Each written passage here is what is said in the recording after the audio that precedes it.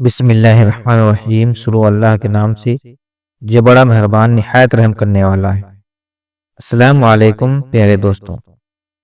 آج کی اس ویڈیو میں ہم آپ کو بتائیں گے کہ مرنے کے بعد بچوں کا حساب و کتاب کیسا ہوگا۔ کیا بچوں سے بھی قبر میں سوال جواب کیے جائیں گے یا نہیں،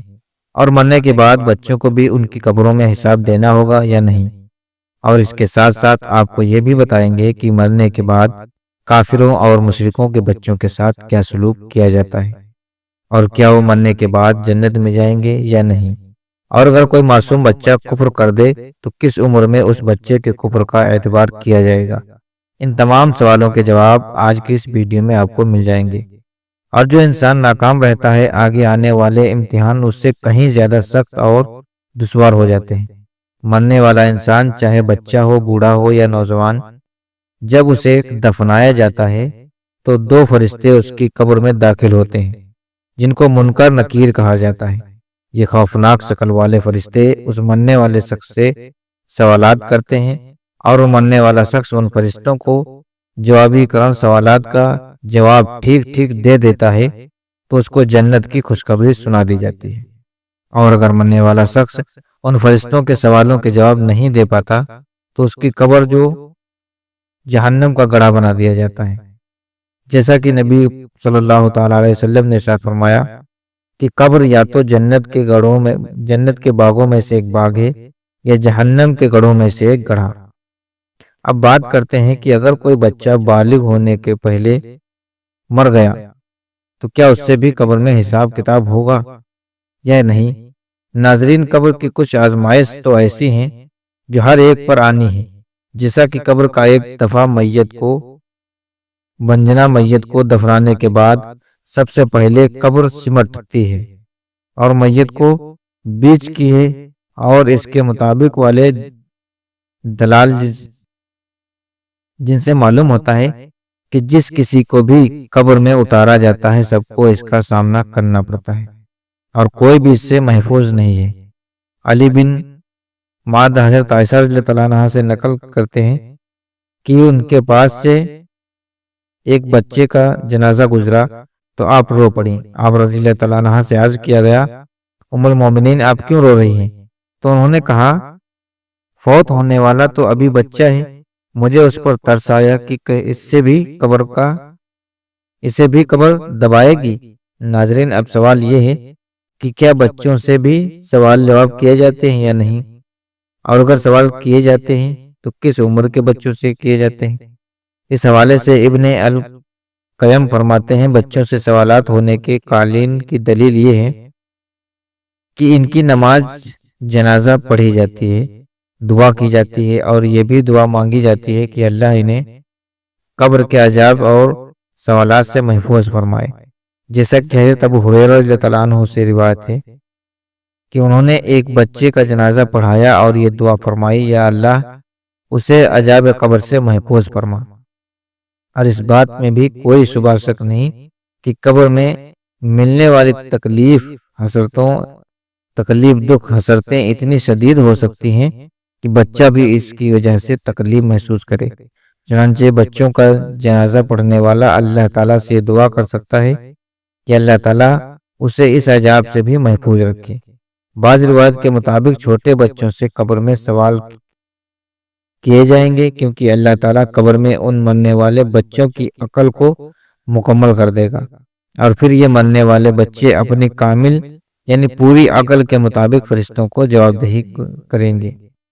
جو اللہ اور اس کے رسول صلی اللہ علیہ وسلم کو پہچانتا ہو اسی سے پوچھا جائے گا کہ کیا وہ رسول پر ایمان لایا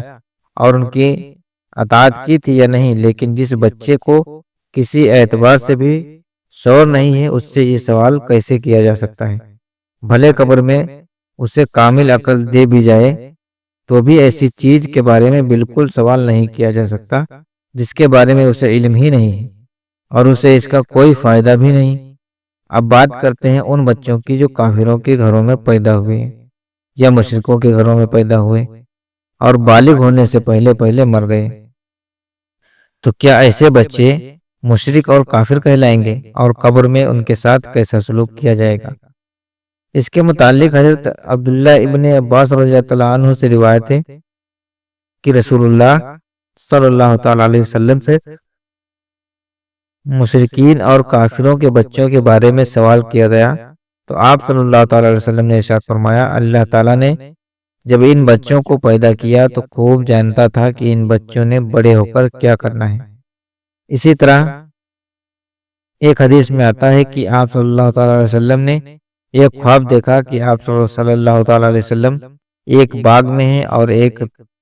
دراز قد کا آدمی باغ میں چل رہا ہے اور اس کے آس پاس بہت سارے بچے کھیل رہے ہیں، اور اس آدمی کا قد اتنا لمبا ہے کہ حضرت محمد صلی اللہ تعالی علیہ وسلم اس آدمی کو دیکھنے کے لیے اپنی گردن اوپر بلند کرتے ہیں، گویا وہ شخص آسمانوں سے باتیں کر رہا ہو۔ حضور صلی اللہ تعالی وسلم نے حضرت جبرائیل علیہ السلام سے اس شخص اور بچوں کے بارے میں دریافت کیا تو حضرت جبرائیل علیہ السلام نے عرض کیا، یا رسول اللہ صلی اللہ تعالی علیہ وسلم، آپ نے جس شخص کو دیکھا ہے وہ حضرت ابراہیم علیہ السلام ہے،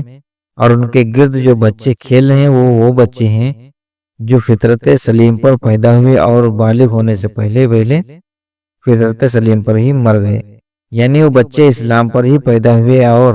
بالغ ہونے سے پہلے اسلام پر ہی مر گئے۔ تو ایسے بچوں کے ساتھ یوم آخرت وہی سلوک کیا جائے گا جو ایک مسلمان کے گھر میں پیدا ہونے والے بچے کے ساتھ کیا جاتا ہے،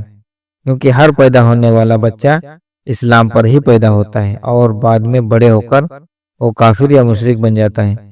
جیسا کہ حضور صلی اللہ تعالی علیہ وسلم نے ارشاد فرمایا کہ ہر پیدا ہونے والا بچہ فطرت اسلام پر پیدا ہوتا ہے، اس کے ماں باپ اس سے بعد میں یہودی، نصرانی یا عیسائی بنا دیتے ہیں۔ اس حدیث سے معلوم ہوا کہ ہر بچہ مسلمان پیدا ہوتا ہے، اگر کوئی بچہ کافر کے گھر میں پیدا ہوا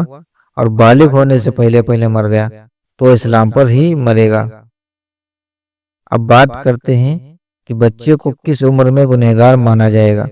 تو اس کے متعلق روایت میں آتا ہے کہ بچہ جب عاقل اور بالغ ہو جائے اور اچھے اور برے کی پہچان کرنے لگ جائے تو اس عمر کے اگر کوئی بچہ کفر کرتا ہے تو اس کے کفر کا اعتبار کیا جائے گا، یعنی اس کے کفر کو مانا جائے گا اور یہ بچہ کافر ہوگا۔ ناظرین، اب سوال یہ ہے کہ کافروں اور مشرکوں کے بچے جنت میں جائیں گے یا نہیں؟ اگر وہ جنت میں جائیں گے تو جنت میں کون سے مقام میں ان کو رکھا جائے گا؟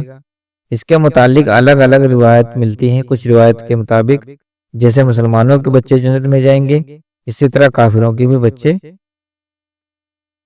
کافروں کے گھروں میں پیدا ہونے والے بچے اگر بالغ ہونے سے پہلے فوت ہو گئے